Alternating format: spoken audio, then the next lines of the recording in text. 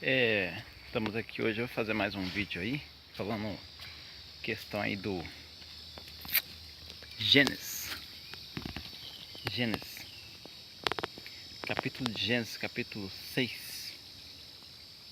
Fala lá sobre os anjos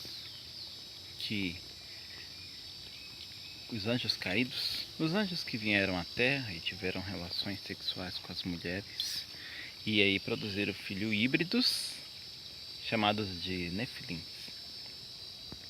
Esses tinham mais de 3 metros de altura, eram gigantes. E o que isso tem a ver? O interessante é o paralelo, que às vezes as pessoas leem, mas não sabem nem disso, né? E alguns leem e entendem que houve essa hibridização aí, que é dos anjos com seres humanos, né? Isso aí como é que um ser espiritual teve relações sexuais com alguém que é carnal? Aí você tem que... Bom, isso aí gera um fator de que os anjos estão numa frequência diferente. Mas eles podem alterar sua frequência para que eles apareçam aqui, certo? Então, alterando essa frequência, eles aparecem na terceira dimensão e têm corpos físicos como o nosso. E aí a possibilidade de ter uma relação sexual, que é no caso do que aconteceu lá em Gênesis, capítulo 6. Se não me falha a memória, eu acho que é isso mesmo. Eu acho que o versículo 28. Depois eu vou verificar, qualquer coisa eu posto embaixo o versículo certinho. Bom, o que muitas poucas pessoas conseguem fazer é o paralelo da mitologia grega com o que aconteceu. Na Bíblia fala que os anjos desceram e tiveram relações sexuais com as filhas dos homens. Na Grécia, eles falam que os deuses desceram e tiveram relações sexuais com os seres humanos. E aí tem a origem lá de Eros e Psique, né? Aí Eros vem, desce e tem relações sexuais com Psique, e tem vários outros deuses também que descem para ter relações sexuais com seres humanos, criando assim semideuses, que no caso aí são os Nefilins. Os Nefilins eram como se fossem semideuses, né? Eles eram poderosos, eram muito mais fortes do que um homem normal, maior do que um homem normal, e provavelmente também tinha poderes paranormais superior aos dos seres humanos. Isso a Bíblia não menciona muito bem, pelo menos no livro de Gênesis, né? Nos livros apócrifos eles falam mais coisas. Só que a igreja considera o livro apócrifo como não canônico ou não inspirados, né? Então tem os canônicos, os livros canônicos, que é os livros inspirados, e os livros apócrifos, que não são inspirados. Então a igreja decidiu que esses livros não deveriam ser mencionados. Mas se a pessoa quiser fazer uma pesquisa mais profunda, você verá que tanto a mitologia grega quanto a Bíblia em Gênesis, que é o básico, que fala sobre esse mesmo assunto, e os apócrifos, que eu acho que é o livro de Enoque, que fala sobre os anjos ter descido e ensinado mitologia, ensinado astrologia, astronomia, agricultura e também como extrair minérios, né? Que lá em Gênesis capítulo 6 também fala que o filho de Tubal-Caim, ele se tornou mestre nas artes de fazer espadas, fazer tudo que é utensílios de ferro, né? Mas ninguém para pensar como é que ele descobriu sozinho que cavando um buraco lá para baixo da terra ele ia encontrar os minérios, né? Ninguém pergunta. E aí o livro apócrifo fala que foi os anjos que ensinaram isso para os homens.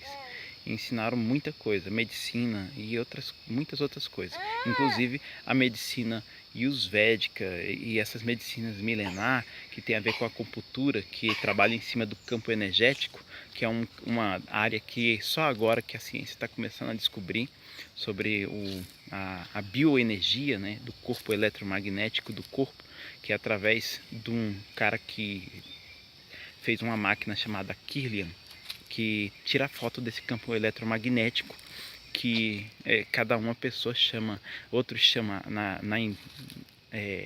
na China, né? No Tai Chi Chuan, eu acho que é artes marciais, né? Eles chamam de Qi. E já em outros, nos hindus, chamam de Prana, essa energia que envolve o corpo. E essa combinação de energias que envolve o corpo forma um campo eletromagnético. E esse campo eletromagnético, muitas pessoas chamam ele de áurea, chamam ele cada lugar tem um modo de falar o nome, mas nós estamos falando da mesma energia. E a ciência chama de energia biológica, eu acho que eu esqueci o nome exatamente. Mas, como eu já disse, tem como provar, a ciência tem provado isso através disso. A máquina Kirlian é uma fotografia, aí você tira foto de uma planta, se você digitar na internet aí, foto Kirlian, de planta, você vai ver que a planta tem essa energia eletromagnética que envolve o campo, envolve ela, é a vida, né? É o que emana, é o espírito que Deus colocou na matéria para dar a vida, né? Toda planta, todo ser vivo tem essa energia que emana de Deus, que Deus provê essa energia e codifica. Aonde não tem essa energia, a morte vem, né? Então é isso aí. Esse vídeo foi mais uma curiosidade mesmo, informativo, é um vídeo informativo para quem quer saber um pouquinho mais a respeito dessa questão dos anjos, né? E o paralelo, que na verdade a mitologia grega não é uma mitologia grega, na verdade é um conto de alguma coisa que já está escrito na Bíblia. São histórias que são contadas. Você vai ver que a mesma coisa acontece com a Arca de Noé. Você vai ver a mesma história da Arca de Noé sendo contada lá no Egito, com nomes diferentes. No cristão, Noé e seus filhos, né? Mas sempre as mesmas quantidades de pessoas. Se você fizer uma pesquisa, você vai ver isso também. E no caso daquele em vários lugares tem um cara que fez essa pesquisa, um cara que ele é um arqueólogo, né? Então ele fez essa pesquisa também. Então é bom fazer essa pesquisa para vocês verem que o que você acha que é mitologia não é mitologia. Por exemplo, o Tao, quem é o Tao? O Tao lá na China é Deus, né? Alá, quem é Alá? Alá é Deus, né? Só o nome, só muda a forma que você fala. God é Deus. Lá em inglês God é Deus. Então, de acordo que muda um pouco. E a história é igual o telefone sem fio. Você conta uma história aqui e depois conta a história para 10, 20 pessoas. E cada pessoa vai contar aquela mesma história de uma maneira diferente. Agora imagina a diversidade de língua. Além de mudar a história, muda o nome da personagem. Aí você fica achando que aquilo dali é simplesmente um mito. E na verdade você está contando a mesma história que você acredita, só que em línguas diferentes, em contos diferentes, de pontos de vista diferentes. Então é isso que eu quero falar com vocês. Então a mitologia grega também ela envolve muito a psique. Eles eram um mestre na psicologia. Então quando você estiver lendo sobre a mitologia grega, não é só uma mitologia grega. Você tem que verificar que tem um simbolismo que pode simbolizar a mente humana. Eros e Psique tem a ver com o simbolismo também da mente humana, o funcionamento da mente humana e entre a psique e o erotismo. Por isso que é Eros de erotismo, erótico, e Psique de psicologia. O erotismo, o erótico, uma coisa que é gerada na mente humana, né? Então isso aí já é o lado psicológico, tá? E o outro lado que eu falei é uma história que já é baseada na própria Bíblia sobre algo que aconteceu no passado, remoto. Que na verdade a Bíblia não é o primeiro livro que conta essa história, mas os próprios livros, tem livros sumerianos, né, que contam essa história. Isso aí é uma outra história para um outro vídeo, entendeu? A qual eu não vou me estender. Mas é um outro livro, tem um outro livro que foi que já vem essa história da Bíblia, que foi contada por Moisés. Inclusive que as pessoas não sabem que Moisés adquiriu determinados conhecimentos foi no Antigo Egito.